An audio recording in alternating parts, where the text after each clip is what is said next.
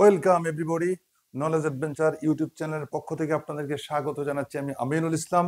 ইংরেজি বাক্য থেকে বাংলা অর্থ উদ্ধার প্রক্রিয়ায় অজস্র ভিডিও আমরা দিচ্ছি, অতীতে আরো দিয়ে যাব, যাতে করে আপনারা ইংরেজি বাক্যের জটিলতা ধরতে পারেন। আজ হচ্ছে মে মাসের 8 তারিখ 2024 সাল। শুরু করছি আজকে আমাদের ডেইলি স্টার পত্রিকা থেকে 4টা বাক্য। খুব সহজ একটা জিনিস লক্ষ্য করুন। অনেকে আমার কাছে জিজ্ঞেস করে, বাক্যের শুরুতেই বার প্লাস আইএনজি বসে গেছে, বাক্যের শুরুতে বার প্লাস আইএনজি বসে গেছে, এটা আবার কি জিনিস? নর্মালি বার প্লাস আইএনজি কখন হবে? যখন জিরান্ড থাকে। এখানে কিন্তু এটা জিরান্ড না। Walking is good for health, walking হচ্ছে জিরান্ড, এখানে কিন্তু এটাও না। এটা ঘটনা কি? একদম সহজ, আপনারা ইংরেজি পত্রিকায় অজস্র এরকম পান। ঘটনা হচ্ছে, যখনই আপনারা বার প্লাস আইএনজি এভাবে পান, ভার প্লাস আইএনজি দিয়ে যখন কোনো একটা সেন্টেন্স শুরু হয়, তখন আপনাদের কাজ হচ্ছে এখান থেকে শুরু করে অনেক দূর যাবেন, গিয়ে দেখবেন কোথায় কমা আছে। ওকে, আমরা কমা পেলাম, কমার পরেই এখানে একটা নাউন থাকে, এই যে নাউন। ঘটনা হচ্ছে, এই যে ভার প্লাস আইএনজি থাকে, এটা তো মূলত একটা কাজের অংশ, চেস করা, কোনো রান তাড়া করা আর কি। এই কাজটা কে করে? উনি করে। মনে থাকবে, বার প্লাস আইএনজি দিয়ে যে ভার্বটা শুরু হয়, এটা একটা কাজ করাকে বোঝায়। এই কাজটা করে অমুক লোক। কোন লোক? যে লোক কমার পর তার অবস্থান না বসে, তখন বাংলা অনুবাদ হবে ইয়ে প্রত্যয়, ইয়ে।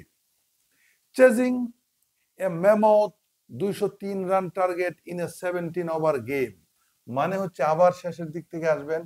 17 ওভারের খেলায় 203 রানের বিশাল টার্গেট তাড়া করতে যেয়ে সফরকারীরা, ওই যে 17 রানের খেলায় 203 রানের বিশাল টার্গেট তাড়া করতে গিয়ে, ইয়ে প্রত্যয়ের মতো হলো, তাড়া করতে গিয়ে সফরকারীরা। এই সেন্টেন্সে যদি আপনারা কি অনুবাদ করতে চান, অবশ্যই এখান থেকে শুরু করে এখান পর্যন্ত এক এবং অবিভাজ্যভাবে অনুবাদ করতে হবে। এর ভিতরে নিচের কোনো অংশ অন্য কোনো অংশ আসবে না।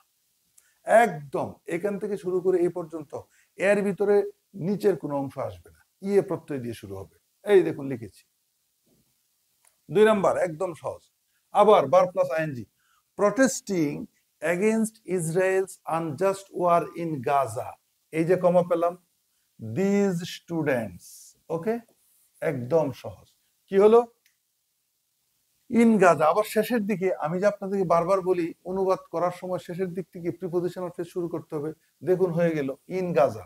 গাজায় ইসরায়েলের অন্যায় যুদ্ধের বিরুদ্ধে প্রতিবাদ করতে যে এসব ছাত্র ছাত্রীরা, গাজায় ইসরায়েলের অন্যায় যুদ্ধের বিরুদ্ধে প্রতিবাদ করতে গিয়ে গিয়ে এইসব ছাত্র ছাত্রীরা।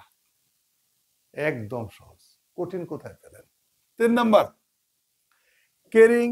carrying red ribbons on their heads and banner festoons representing their demands, laborers।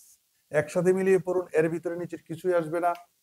মাথায় লাল ফিতা বেঁধে এবং তাদের দাবি সম্বলিত ফেস্টুন বহন করে, মাথায় লাল ফিতা বেঁধে এবং তাদের দাবি সম্বলিত ফেস্টুন বহন করে শ্রমিকেরা।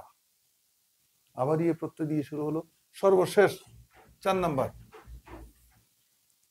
Demanding the withdrawal of the essential service bill introduced in parliament to ban strikes, the labor unions। কি হলো? আবার এই দেখুন, শেষের দিকে আসতে হবে।